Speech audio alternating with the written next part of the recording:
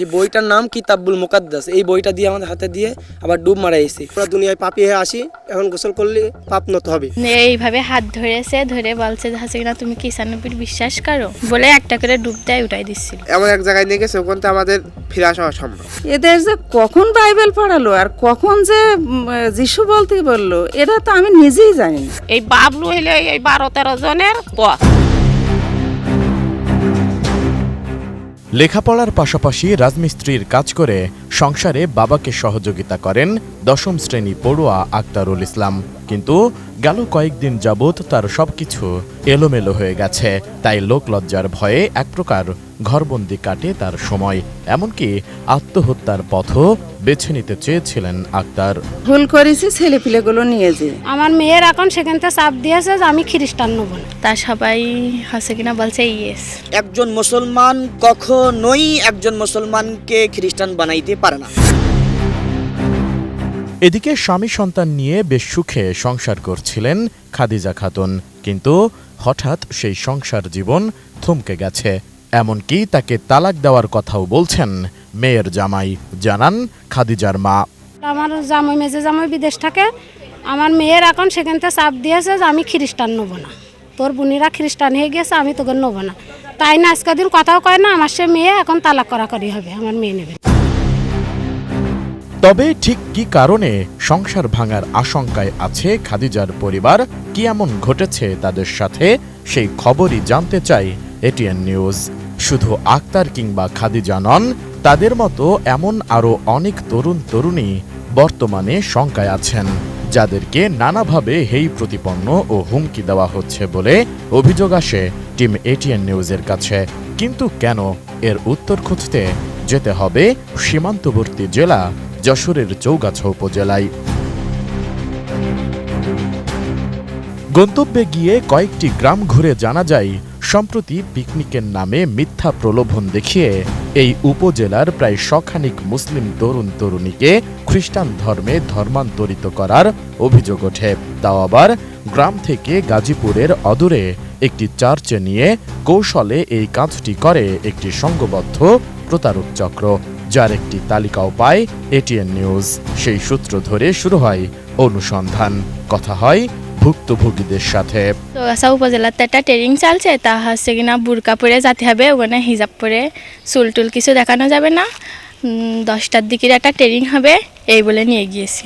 এইভাবে হাত ধরেছে, ধরে বলছে হচ্ছে কিনা তুমি কি ঈসানবীর বিশ্বাস করো, ওকে কি আল্লাহ বলে মানো, এই বলে একটা করে ডুব দেয় উঠাই দিচ্ছে। প্রথম আমাদের কয় কি যে আছে আল্লাহ ছেলে ঈসা আলাইহিস সালাম এবং ঈসা আলাইহিস সালামের উপর তোমরা ঈমান আনবা। তো এই বিষয়টা যখন বলে তখন আমরা আবার ভাবির কাছে যাই, আমরা কিন্তু আর কারোর কাছে যাবো না, ভাবি নিয়ে গেছে ভাবির কাছে যাই। আমি চাই যে বাবলু আছে কিন্তু মেন জড়িত, ইনাকে 10 লক্ষ টাকা দিয়েছিল এবং এখানে ইনি 20 বছর ধরে এখানে কাজ করেন এবং আছে কিন্তু নাসিমা সহ আরও 5-7 জন এতে জড়িত আছে। তোমরা খ্রিস্টান হয়েছে, তোমাদের ধর্মই নেওয়া যাবে না, কিন্তু তারা আমাদের পাশে কখনো থাকে নাই। কিন্তু বাড়ি আসার পরে বাপ মার সাথে গ্রামবাসীর সাথে বলি, কিন্তু তারা বললো তোমাদের এই ধর্মই নিয়ে যাওয়া হয়েছে। ভুক্তভোগীরা জানান, কিছু টাকার প্রলোভন দেখিয়ে তাদেরকে নিয়ে যায় দীপ্ত সমাজ কল্যাণ সংস্থা নামে একটি এনজিও। বিনিময়ে মোটা অঙ্কের টাকা পান মূল সমন্বয়কারী বাবলুর রহমান, যার নির্দেশে তার কর্মীরা বিভিন্ন গ্রাম থেকে এসব তরুণ তরুণীদের ম্যানেজ করেন। সকালবেলা আগে নাস্তা করে নিয়ে আমাদের ওই হলের ভিতর ডেকে মানে ওদের যে বাইবেলে যে ইডা রয়েছে ওইগুলো আমাদের আগে পড়ালে। আমাদের বললো যে তোমরা জামা কাপড় চেঞ্জ করে আসো। আমরা সবাই জামা কাপড় চেঞ্জ করে আসলাম, এসে মানে 10জনকে নিয়ে গেল পুকুরি। নিজের বলছে তুমি কি মাথায় হাত দিয়ে আর্ধেক পান্তি লাইবে, তুমি আর্ধেক পান্তি মানে লাভাইছে লাইবে, মাথায় হাত দিয়ে বলছে তুমি কি হযরত ঈসা সালামে আল্লাহ মানো। এইভাবে যারা বলছে 100 জনকে দিয়ে মানে পানিতে তুলে দিচ্ছে। এই বইটার নাম কিতাবুল মুকাদ্দাস। এই বইটা দিয়ে আমাদের হাতে দিয়ে আবার ডুব মারাইছি। তোমরা খ্রিস্টান হয়ে গেছো, যে তোমরা এখন তোমরা যদি না বলো কালেমা টালেমা না পড়ো, তাহলে তোমাদের খ্রিস্টান ধর্মে নিয়ে চলে যাবে, খ্রিস্টান ধর্মে। কিন্তু আমরা তো মুসলমান, আমরা তো যেতে চাই না খ্রিস্টান ধর্মে, আমরা মুসলিম ধর্মের মানুষ, মুসলিম ধর্মে থাকতে চাই।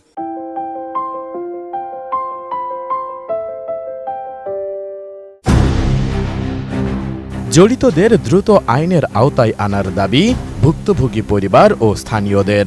আমি চাই যে এর বিচার চাই, যে কিসের জন্য এরকম কাজটা করলে এক ধর্ম তো আর এক ধর্ম নিয়ে যাওয়া, আবার আমার মেয়েরা যে এখন বাচ্চা শুধু বাদ দেবে তার কি হবে। এই বাবলু হইলে এই 12-13 জনের বস যে কত বড় একটা দুর্ঘটনা ঘটলে আমরা মুসলিম হয়ে এখন আমরা খ্রিস্টানের গেরখানে যে শপথ নেওয়া খাওয়া পাওয়া এইটা কি আর ভালো? ইমানকে ধ্বংস করার জন্য যারা পাইতারা চালাইতেছে তাদেরকে যাতে আইনের আওতায় নিয়ে আসা হোক। আমরা চাই যে তাদের কাছে শাস্তি হোক, তারা জেনে শুনে কেন নিয়ে গেল এগুলো।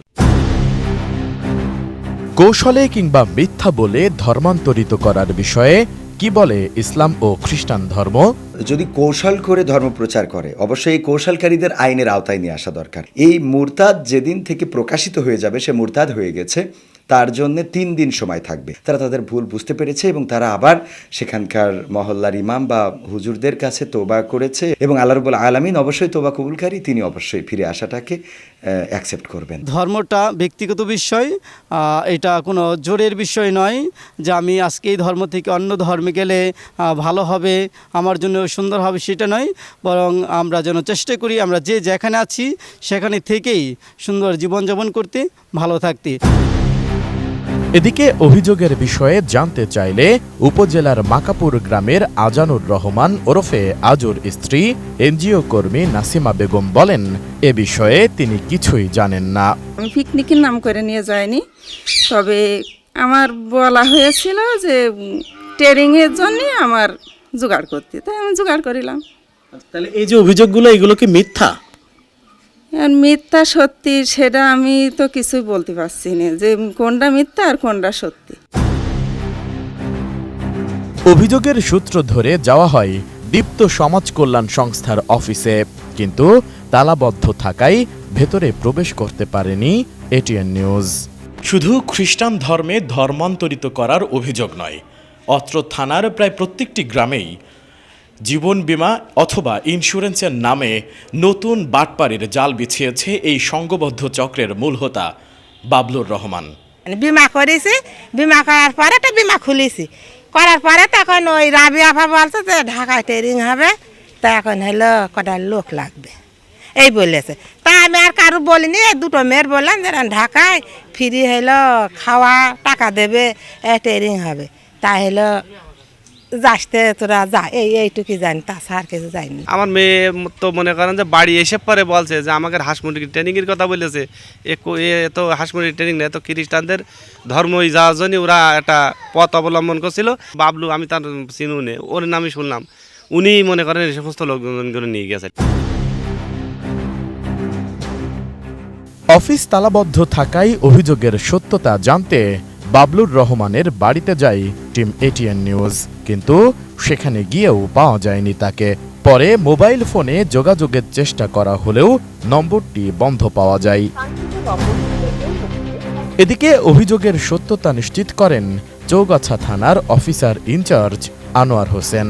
প্রাথমিকভাবে আমরা কিছু বাচ্চার নাম পেয়েছি, ঘটনার সত্যতা পেয়েছি। আপনি যেটা বললেন, যারা এই আমাদের এই কোমলমতি বাচ্চাদেরকে নিয়ে বিভিন্ন প্রলোভন দেখিয়ে ফাঁদে ফেলে গাজীপুর নিয়ে তাদেরকে অন্য ধর্মে দীক্ষিত করার চেষ্টা করেছে, তাদের পরিবারের পরিজন এসে আমাদের থানায় এসে সুনির্দিষ্ট অভিযোগ দিলে আমরা অবশ্যই তদন্ত করে ব্যবস্থা নেব। বিষয়টি সম্পর্কে অবগত আছেন জানিয়ে জেলা প্রশাসক মোহাম্মদ আজাহারুল ইসলাম জানান, ভুক্তভোগীদের অভিযোগের প্রেক্ষিতে দ্রুত জড়িতদের বিরুদ্ধে ব্যবস্থা নেওয়া হবে। আমারও নজরে এসেছে যে এরকম ঘটনা ঘটেছে, তো এটা তো একটু ধর্মীয় বিষয় এবং যাদেরকে নিয়ে গেছে তাদেরকে পিকনিকের নাম করে নিয়ে গেছে আমরা শুনেছি, এবং সেখানে গিয়ে ধর্মান্তরিত করার যে বিষয়টা, আমাদের যদি কোনো অভিযোগ আমাদের কাছে আমরা পাই তাহলে সেটা এক ধরনের ব্যবস্থা হতে পারে। আর যদি অভিযোগ না থাকে, যেহেতু এটা একটা খবর এসেছে, তাহলে আমাদের যে আলেম সমাজ যারা আছেন তারা কি পদক্ষেপ নিচ্ছেন, কোন পদ্ধতির সমাধান করা যায়, এইটা তারা ভালো একটা সিদ্ধান্ত নিতে পারে, আমরা তাদের সাথে একটা আলোচনা করে নিতে পারি। এদিকে যেখানে নিয়ে মুসলিম ওই তরুণ তরুণীদের ধর্মান্তরিত করার অভিযোগ উঠেছে, এবার সেখানে যায় টিম এটিএন নিউজ। গাজীপুরের প্রত্যন্ত এলাকায় অবস্থিত ওই চার্চে গিয়ে কথা হয় ফাদার জেমসের সঙ্গে। জানতে চাওয়া হয় অভিযুক্ত বাবলুর রহমান সম্পর্কে। নাকি কি চিনেন আপনি?